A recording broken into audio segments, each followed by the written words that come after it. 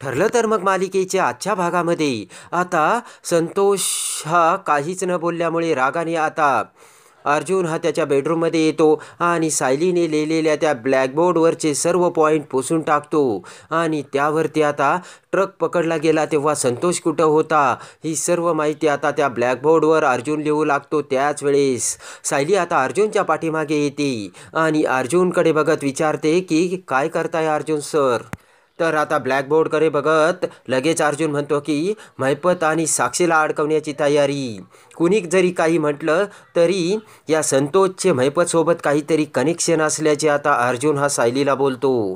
सायली म्हणते की असेल कारण कंपनीतलं कोणीतरी सामील असल्याशिवाय एवढा मोठा कट काही शिजणार नाही. आणि सायली म्हणते की कदाचित तो संतोषही असेल म्हणूनच महिपत हा संतोषला वाचवण्यासाठी रविराज आणि चैतन्याला इथे घेऊन आला. त्या रविराजने तर मला धमकीसुद्धा दिली की माझी वकिली प्रॅक्टिस बंद करेल म्हणून. अर्जुन म्हणतो की त्या महिपतला जर अडकवायचं असेल तर आपल्याला आता संतोषची मदत लागेल आणि मी त्या संतोषला अगोदरच विचारलं पण तो काही तोंड उघडायला तयारच नाही. अर्जुन म्हणतो की तो काहीच कबूल करत नाहीये. तेव्हा सायली म्हणते की सर कदाचित तुमची विचारण्याची पद्धत चुकली असेल. तेव्हा अर्जुन सायलीकडे बघतो. सायली म्हणते की तुम्ही जर चिडून विचारलं तर कोणीही घाबरेल सर आणि त्यात तुम्ही कॉलर पकडून त्याला इथे घेऊन आलात आणि पाठीमागून महिपतसुद्धा आला. एवढ्या सगळ्या गोष्टी घडल्यानंतर संतोष हे खरं बोलणं शक्यच नव्हतं असे आता सायली अर्जुनला पटवून देते. सायली म्हणते की सर आपण त्याच्यासोबत परत एकदा मला वाटतं शांतपणे बोलायला हवं. हात जर सरळ हाताने भरवत नसेल तर हात वाकडा करावा लागेल आपल्याला आता आणि त्यासाठी आता आपल्याला हात फिरून घास द्यायला हवा. तेव्हा आता अर्जुनच्या सुद्धा लक्षात आलेलं असतं. अर्जुन म्हणतो की त्या महिपतने मला डॅडपासून दूर केलं आणि हा ट्रॅप आता त्यांच्यावरच उलटवायचा. सायली म्हणते की आपण त्यांच्या कुठल्याही जाळ्यात तेही न अटकता तर लगेचच अर्जुन निश्चय करतो आणि म्हणतो की संतोष मी येतोय आणि तुला आता खरं बोलावंच लागेल. तर आता दुसऱ्या दिवशी सायली ही सर्वजण जेवण करत असतात तर सायली सर्वांना वाढत असते. तेवढ्यात आवरून अर्जुन तिथे येतो आणि सायलीला म्हणतो की मी निघतो. तर सायली म्हणते 1 मिनिट थांबा. लगेच आता सायली ही कल्पनाला म्हणते की आई संध्याकाळची पूजेची आणि महाआरतीची मी आता तयारी करून ठेवली. माझं यांच्यासोबत एक महत्त्वाचं काम आहे तेव्हा मी यांच्यासोबत जाऊन येते. तर आता प्रताप आणि पूर्णाई रागाने कल्पनाकडे बघतात. कल्पना म्हणते की अगं जा पण थोडी खिचडी खा ना. तर सायली म्हणते की आई आल्यावरती खाईन ना थोडासा उशीर होतो. सायली जाऊ लागताच लगेच पूर्णाची पाठीमागून म्हणते की मी निघाले आणि लगेच उधळायचं असं वाऱ्यावरती. लगेच पूर्णाई म्हणते की मोठी माणसं बघायची नाही आणि लगेच निघायचं. निर्लज्जपणाचा अगदी कळस आहे. तेव्हा अर्जुन आणि सायली आता पूर्णाईकडे बघतात. लगेचच तिरप्या डोळ्यांनी सायलीकडे बघत अस्मिता म्हणते की जाऊ दे ना पूर्णाजी आपल्याला त्रास झाला असेल ना तेव्हा त्याचं सेलिब्रेशन करायचं असेल. अर्जुन म्हणतो की अस्मिताई आम्ही निघताना काही बोलण्याची गरज होती का. तर प्रताप म्हणतो वाटलंच मला. बायकोचा वकील अजून कसा बोलला नाही. तेव्हा पूर्णाई म्हणते की आपल्या घराचे तुकडे होतात तेव्हा तुझ्या बायकोला आनंद होतोय अर्जुन आणि तूही तिला सामील होऊन गाववर फिर.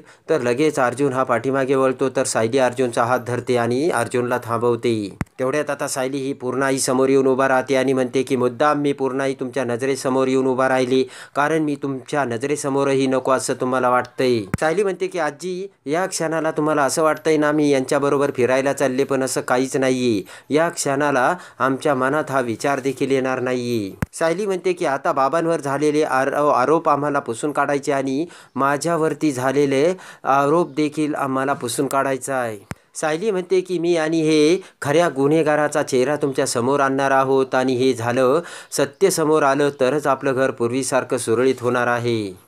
लगेच अस्मितामध्ये बोलू लागते. तेव्हा सायली म्हणते की अस्मिता माझं अजून बोलणं पूर्ण झालेलं नाहीये. तेव्हा अस्मिताला मोठा धक्का बसतो. सायली म्हणते की पूर्णाजी आणि बाबा आत्ता यांचा तुमच्यावरती विश्वास नाहीये आणि म्हणूनच आपल्या घरात फूट पडली आणि तोच विश्वास आम्हाला पुन्हा मिळवायचा आहे. तोपर्यंत आपण सर्व धीर धरूया ना असे आता सायली बोलतात. सर्वजण सायलीकडे बघू लागतात. सायली म्हणते की प्लीज हा माझा उर्मटपणा समजू नका आणि माझ्यामुळे जर कोणी दुखावलं गेलं असेल तर प्लीज मला माफ करा पण आम्हाला हे काम करू द्या प्लीज असे म्हणत आता सायली ही कल्पनाकडे बघते. त्यानंतर आता सायली अर्जुनकडे येते म्हणते निघूयात का आणि सायली पुढे जाते तर अर्जुन खूप खुश झालेला असतो आणि मान हलवतो. तर आता इकडे अर्जुन आणि सायली हे संतोषच्या घरासमोर आलेले असतात. तर सायली आता दरवाजा वाजवते. तेवढ्यात संतोष दरवाजा उघडतो आणि अर्जुन सायलीला बघताच संतोष खूप घाबरतो आणि पटकन दरवाजा बंद करून घेतो. सायली म्हणते की अहो संतोष दादा दरवाजा उघडा. तर अर्जुन म्हणतो की आम्ही तुम्हाला काही नाही करणार. तर लगेच आता संतोष म्हणतो की तुम्ही इथून जा, मला दरवाजा नाही उघडायचा आणि बोलायचंही नाही. तर लगेचच अर्जुन म्हणतो की हे बघा मी तुम्हाला सॉरी म्हणायला आलो, मी तुम्हाला काहीही करणार नाही. तर लगेचच संतोष म्हणतो की अर्जुन साहेब तुम्ही इथून जा, मला तुमच्याशी बोलायचंही नाही. तर लगेचच आता सायली म्हणते अहो मी तुमची माफी मागायला आलो आहे आम्ही. तर संतोष म्हणतो की मला तुमची माफी बिफी काही नको, नाहीतर मी पोलिसांना सांगेल. अगोदर तुम्ही मला मारलं आणि जबरदस्ती आता तुम्ही माझ्या घरात घुसतायत. सायली म्हणते की यांनी जर पोलिसांना फोन केला तर प्रकरण चिघळेल. तर अर्जुन म्हणतो की बरोबर आहे.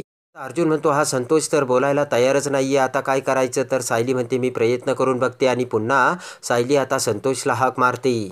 सायली म्हणते की अहो संतोष दादा बाबांनी यांना सगळं सांगितलं, तुम्ही किती प्रामाणिक आहात, किती तुम्ही कष्टाने काम करता आणि हे यांनासुद्धा पटलंय, तेव्हा प्लीज समोरासमोर यांना तुमची माफी मागू द्या ना. सायली म्हणते की दादा आम्ही इथूनच बोलतो आणि यांनी तुम्हाला माफ केलं असं आम्ही समजूयात का. सायली म्हणते की अहो यांच्या बाबांवर एवढा मोठा आरोप झाला, यांचा त्रास होतो यांना. सायली म्हणते की आणि कंपनीमध्ये ज्या गोष्टी सुरू आहेत त्याचा तुम्हाला सुद्धा त्रास होत असेल, तेव्हा प्लीज आम्हाला मदत कराल का. सायली म्हणते की दादा तुमचा आमच्यावर विश्वास नसेल पण तुमचा देवावर तर नक्की विश्वास असेल ना. सायली म्हणते देव पण खऱ्या माणसाच्याच पाठीशी उभा राहतो. सायली म्हणते जो माणूस खोटेपणा करतो ना त्याला त्याच्या पापाची शिक्षा कधी ना कधी भोगावी लागतेच. सायली म्हणते की आणि कधी कधी ती त्याच्या जवळच्या माणसांना सुद्धा भोगावी लागते दादा.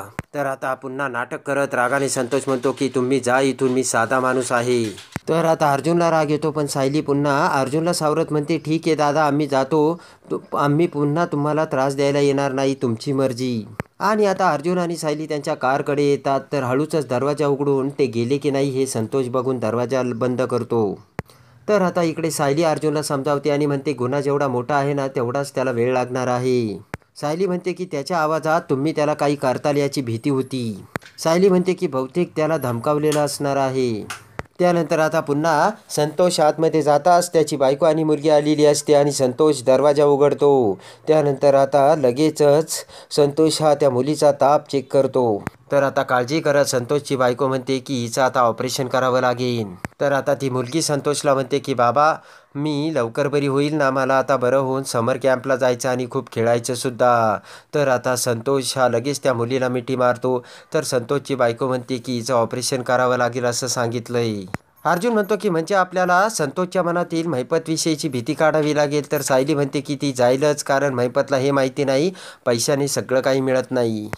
तर लगेचच सायली म्हणते की शेवटी चांगुलपणासुद्धा कामी येतो. सायली म्हणते की नाहीतर बघा ना इतकी वर्ष प्रामाणिकपणे काम करणारा माणूस असा कसा बोलू शकतो. सायली म्हणते की एकदा का संतोषच्या मनातील भीती घालवली आणि चांगुलपणा समोर आला मग काय आपण महिपतचा खरा चेहरा समोर आणू शकतो. इकडे आता तन्वी विचार करते की हा रविराज किल्लेदार काय तोंडावर पडला का सतत मला त्याचा फोन दे, त्याला काय कुठे प्रेमात पडून कुठे टूरवर घेऊन जाणार आहे का. तन्वी म्हणते की फोन नंबर तर द्यावाच लागणार आहे आणि त्याने जर सँडीची उलट तपासणी केली तर, असे म्हणत आता तन्वी घाबरलेली असते. तन्वी विचार करते की आता काय करू असे म्हणत आता तन्वी ही लगेच सँडीला फोन लावते. तेव्हा तन्वीचा आलेला फोन बघून सँडी हसतच म्हणतो की बोल बेब. तर लगेचच तन्वी म्हणते की चुप रे. तन्वी म्हणते की हे प्रेमाचं नाटक हे ना बाबांसमोर करायचं आणि ते तुला भेटायला बोलावतात, तेव्हा प्लीज तू व्यवस्थित नाटक कर. तर लगेच सँडी म्हणतो की फक्त एवढंच ना, तू काही काळजी करू नको, तुझ्या बाबांना मी चुंबडीत हँडल करेल. तन्वी म्हणते की चुंबडीत हँडल करायला तू काय बाबांचा मित्र लागून गेला का. तन्वी म्हणते ते मोठे वकील आहे, तेव्हा तू एक काम कर सँडी, तू मला येऊन भेट, तेव्हा मी तुला त्यांच्याशी कसं बोलायचं ना ते सगळं समजून सांगते. तर सँडी म्हणतो याचा सुद्धा चार्ज लागेल बरं का. तर तन्वी म्हणते मला माहिती आहे, फक्त माझ्या बाबांसमोर ततमम करू नकोस.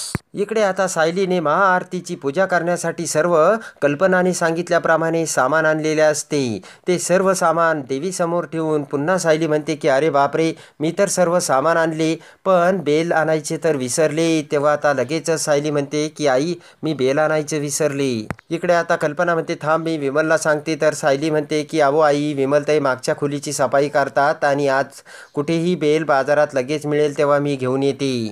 तर कल्पना म्हणते ठीक आहे सायली, पण तू लवकर परत ये बरं का. तर सायली हो म्हणत बेल आणायला जाते. तर आता ताबडतोब सायली ही बाहेर निघून गेल्यानंतर अस्मिता ही सायलीकडे बघते आणि पटकन घराच्या बाहेर येऊन तन्वीला फोन लावते आणि म्हणते कुठे आहेस ग. तर तन्वी म्हणते कुठे असणार, घरीच आहे. तर अस्मिता म्हणते की अगं आजच्या दिवशी तू आमच्या घरी असायला हवी होतीस. तर तन्वी म्हणते आज काय आहे. तेव्हा अस्मिता म्हणते की अगं आज महाशिवरात्र आहे ना. अस्मिता म्हणते की अगं आज महाशिवरात्री आहे ना, तेव्हा आमच्या घरी अभिषेकही आहे आणि महाआरती सुद्धा आहे आणि नेमकं ती सायली बेल आणायला विसरली. अस्मिता म्हणते की अगं एवढा मोठा चान्स तरी कशाला सोडायचा. तेव्हा त्या सायलीच्या अगोदर तूच घरी ये आणि पूर्ण आजीला दाखवून दे की या घरासाठी तूच मोठी सून आहे म्हणून. ते ऐकून आता तन्वीला मोठा आनंद झालेला असतो. तर हसतच तन्वी म्हणते की तू फोन ठेव, मी लगेचच निघते. तर आता इकडे सायली ही बेल आणायला रस्त्यावरून जात असते. तर आता इकडे सायली लगेचच एका दुकानाजवळ येऊन त्याला बेलाचे पाने आणि बेल मागते. इकडे आता कल्पना आणि विमल हे सायली येण्याची वाट बघत असतात. पूर्ण आता माळेचा जप करत असते आणि प्रताप शेजारी बसलेला असतो. विमल म्हणते की वहिनी सायली ताईंना यायला जरा जास्तच वेळ लागतो नाही का. तर कल्पना म्हणते की बघ ना, बेलाचे पानं आणायला गेली आणि अजूनही आली नाही. तर आता लगेच कल्पना ही सायलीला फोन लावते, पण सायली काही फोन उचलत नसते. तर आता पूर्णाई सुद्धा कल्पनाकडे बघते. तेवढ्यात अर्जुन हा घरी येतो. तेव्हा लगेच आता कल्पनाला खूप काळजी लागते आणि कल्पना अर्जुनला म्हणते की अरे तू आला आणि सायलीला नाही आणलं का, मला वाटलं सायली तुझ्यासोबत येईल. तर लगेचच अर्जुनला सुद्धा मोठा धक्का बसलेला असतो. तेव्हा कल्पना म्हणते की अर्जुन अरे सायली बेलाचे पान आणायला गेली. तर आता इकडे सायली ही मार्केटमधून येत असताना संतोषची मुलगी ही भर रस्त्यावर आलेली असते आणि मोठ्याने आई असे ओरडते. तर आता त्या मुलीला चक्कर येऊन ती खाली पडते. तेवढ्यात सायली पळत पळत येऊन त्या मुलीला बघते आणि म्हणते की बाळा उठ, आणि आता सायली त्या मुलीला उठवते. तर आता इकडे पूर्णाई म्हणते की अभिषेकाला सुरुवात करा. तर त्याच वेळेस आता तन्वीसुद्धा तिथे बेलाची पाने घेऊन आलेली असते आणि अभिषेक सुरू होतो. तर आता अर्जुन म्हणतो की पण अभिषेकाला कपल लागतात ना. तर पूर्णाई म्हणते की हो, पण तुझ्या बायकोचा घरी तपासच नाही ना अर्जुन. पूर्णाई म्हणते की आज तू महाअभिषेकसुद्धा एकट्यानेच कर आणि महाआरतीसुद्धा तू एकटाच करशील. तर आता संतोषच्या त्या मुलीला वाचून आता अभिषेक आणि महाआरतीसाठी सायली कशी बेलाचे पान घेऊन सुभेदारांच्या घरी येते आणि मग तन्वीची कशी फटफजिती करते हे बघण्यासाठी आणि ठरलं तर मग मालिकेच्या डेली अपडेटसाठी आपल्या चॅनलला लाईक करा, सबस्क्राईब करा.